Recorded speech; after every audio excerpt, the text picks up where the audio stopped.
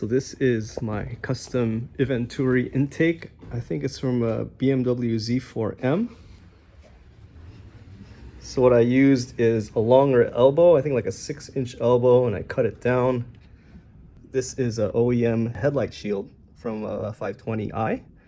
The 520i, it's a blank plate with no pre-cut openings, so it's a good template to use to carve a hole and make this fit snug. So there's a bracket here. If you see, it doesn't budge. I think the big thing is the reservoir. The stock one's too big to fit the Eventuri. And that's why a lot of the other intake designs, it kind of necks down here, whether it's the Racing Dynamics or even the cheaper Simoda.